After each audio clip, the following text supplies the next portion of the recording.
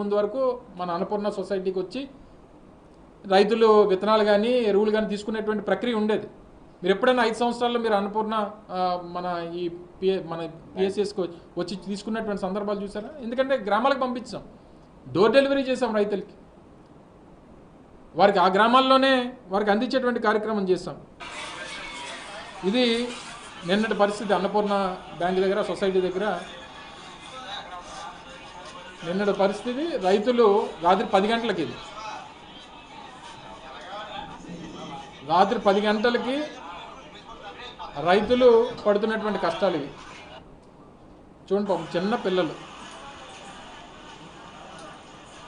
పిల్లలతో వాళ్ళు తిండి తిప్పలేక వాళ్ళు ఎక్కడి నుంచో వచ్చి వాళ్ళని కూడా రోడ్ల మీద పెట్టి పసిపిల్లల్ని పట్టుకొని ఓ బస్తా ఎరువుల కోసం పడుతున్నటువంటి కష్టాలు ఇవన్నీ ప్రభుత్వం దృష్టికి తీసుకుని వెళ్తే, ఈ ప్రభుత్వంలో ఫ్యాక్ట్ చెక్ అని చెప్పి ఒక వెబ్సైట్ నడుపుతూ ఉన్నారు, ఒక హ్యాండిల్ ట్విట్టర్లో కానీ లేదా ఫేస్బుక్లో కానీ.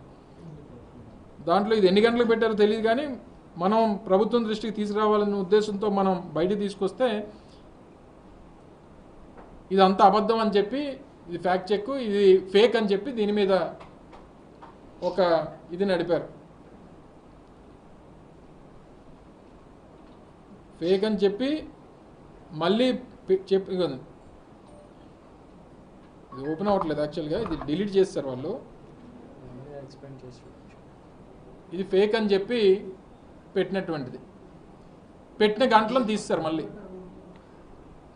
పెట్టిన గంటలోనే. ఎందుకంటే నిజమని తెలిసింది, ఎక్కడ బూమరాంగ్ అవుద్ది అనేటువంటి భయంతో మళ్ళీ దాన్ని డిలీట్ చేస్తారు. ఇది ప్రభుత్వం తాలూకు చిత్తశుద్ధి. అంటే ప్రతిపక్షంగా కానీ ప్రజలు కానీ ప్రభుత్వాన్ని ప్రశ్నించడానికి వీల్లేదు, ప్రభుత్వం తాలూకు తప్పిదాలని వారి దృష్టికి తీసుకురావడానికి వీల్లేదు, ఎవరు క్వశ్చన్ చేయడానికి వీల్లేదు, ఎవరు వారి బాధలు చెప్పుకోవడానికి వీల్లేదు. ఎవరన్నా ఏదన్నా చెప్తేనేమో వాళ్ళ మీద ఎదురుదాడి చేసేటువంటి కార్యక్రమం. ఈరోజు గ్రామాల్లో ఉన్నారు, ప్రతి గ్రామంలో చిన్నకారు రైతు ఉన్నాడు, సన్నకారు రైతులు ఉన్నారు, ఉన్నటువంటి కాస్త భూమి ఉన్నటువంటి రైతు ఉన్నాడు, 6 ఎకరం సాగు చేసుకున్నటువంటి వారు ఉన్నారు, ఎకరం సాగు చేసుకున్నటువంటి వారు ఉన్నారు, 2 ఎకరాలు సాగు చేసుకున్నటువంటి వారు ఉన్నారు, 5 ఎకరాలు సాగు ఎవరు వెళ్ళినా బస్తా ఎరువులే.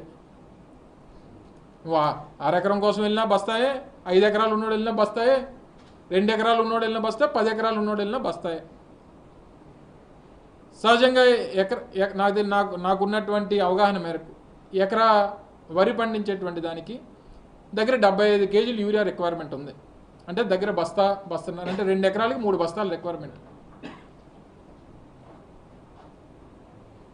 బయట మార్కెట్లో గవర్నమెంట్ అందించేటువంటిది సహజంగా 270 రూపాయలకి ఓ బస్తా, 270 రూపాయలు చెప్పిన అమ్మేటువంటిది సహజంగా అది గవర్నమెంట్ రేటు. సరే ఎక్కడ పడతామని చెప్పి బయటికి వెళ్తే 470, 480 రూపాయలు బ్లాక్, అంటే డబల్. మళ్ళీ బయటికి వెళ్ళి అక్కడ దొరుకుతుందో లేదో తెలియదు, రోజువారీ కూలి 500 రూపాయలు మానుకొని మళ్ళీ దీనికోసం వెళ్లాల్సినటువంటి పరిస్థితులు.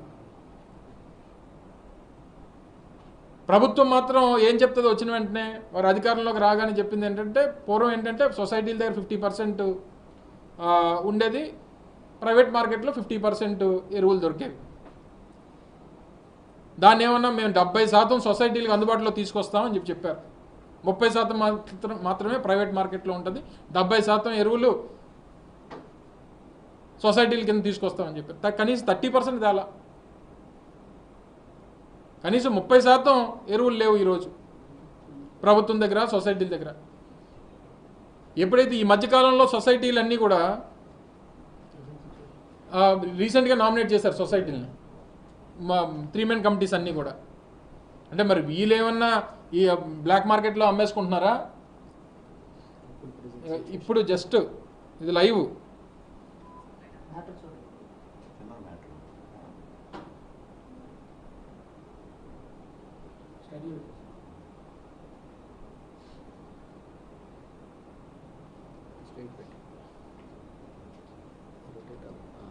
ఇది ఇప్పుడు లైవ్, ఇప్పుడు జస్ట్ మన పార్టీ లీడర్స్ ఎవరు వెళ్ళి ఇప్పుడే జస్ట్ ఇది అన్నపూర్ణ బ్యాంక్ దగ్గర ఉన్నటువంటి పొజిషన్ ఇది. ఎంతమంది ఉన్నారు? దగ్గర 200-300 మంది లైన్లో ఉంటే 93 బ్యాగులే ఉన్నాయి.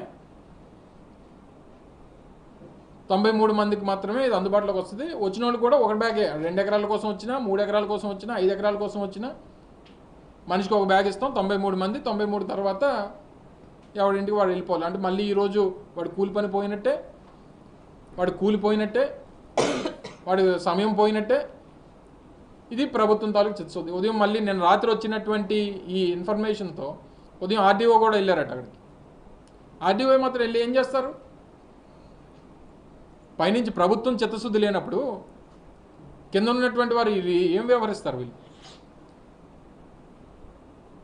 గతంలో రైతు గురించి, రైతు పడుతున్నటువంటి ఇబ్బందుల గురించి, వారికి ఏ అవసరం ఉన్నాయి, అవసరాలు ఏంటి అనేటువంటిది ప్రతి సీజన్లో ప్రభుత్వం తాలూకా విధానం అది. వాళ్ళు ప్రొక్యూర్ చేసుకోవాలి, వాళ్ళు ఇన్ఫర్మేషన్ గ్యాదర్ చేసుకోవాలి, వచ్చినటువంటి ఇన్ఫర్మేషన్ ప్రకారం ప్రొక్యూర్మెంట్ చేసుకోవాలి. ప్రొక్యూర్మెంట్ చేసుకున్నటువంటి దాని ప్రకారం ప్రజలకి అందుబాటులోకి తీసుకొని రావాలి. వారు ఇబ్బంది పడకుండా చూసుకోవాలి. రేపు సీజన్ అయిపోయిన తర్వాత నువ్వు ఇస్తే ఏంటి, ఇవ్వకపోతే ఏంటి? రేపు సీజన్ అయిపోయిన తర్వాత నేను డిసెంబర్లో ఇస్తాను, నవంబర్లో ఇస్తానంటే అప్పుడు ఉపయోగం లేదు కదా రైతులకి. వాళ్ళకి రావాల్సినటువంటి దిగుబడి రాదు కదా పంటకి. అన్ని రకాలుగా నష్టపోయేటువంటి పరిస్థితి ఉంటే మీ సంగతి ఏం చేస్తాను? బొక్కలో వేసేస్తానండి. ముఖ్యమంత్రి మాట్లాడాల్సిన మాటలు అవి. ఎవరిని బొక్కలో వేసేస్తావు నువ్వు? ఒక ముఖ్యమంత్రి స్థాయిలో నువ్వు మాట్లాడాల్సినటువంటి మాటలు అది. 75 సంవత్సరాల వయసు మళ్ళీ మీకు. ఏమనంటే దేశంలోనే నా అంత సీనియర్ నాయకులు లేడు, నాకంట పోటుగాలు లేడు అని చెప్తారు మీరు. మరి ఇదేనా మీ మీ మీ తాలూకా సీనియారిటీ అంతనా? ప్రతి సంవత్సరం కింద సంవత్సరం కూడా, ఎందుకంటే జస్ట్ అప్పుడే మేము దీపాం కాబట్టి ఆ రోజు ఈ కష్టం రాలేదు ప్రజలకి, రైతులకి. అప్పటికే మేము అన్నీ తెచ్చాము, పెట్టాము, ప్రొక్యూర్ చేసాం. ఆ జూన్ టైం కల్లా అందరికీ అందుబాటులో తీసుకొచ్చాం కాబట్టి కింద సంవత్సరం రాలేదు ఇష్యూ. జూన్ 4 మేము అధికారం కోల్పోయాం. అప్పటికే సీజన్ స్టార్ట్ అయిపోయింది. అన్ని అందించేటువంటి కార్యక్రమం అన్ని ప్రొక్యూర్మెంట్ చేసి పెట్టుకున్నాం కాబట్టి కింద సంవత్సరం చెప్పండి ఎవరన్నా. రెండో సంవత్సరం వచ్చింది, రెండో సంవత్సరం నడుస్తుంది. రెండో సంవత్సరం వాళ్ళకి ఎప్పుడైతే రెండో సంవత్సరం స్టార్ట్ అయిందో స్టార్ట్ అయిపోయింది వాళ్ళ కష్టాలు, రైతుల కష్టాలు స్టార్ట్ అయిపోయినాయి రాష్ట్రంలో. ఎక్కడికి వెళ్ళినా సరే,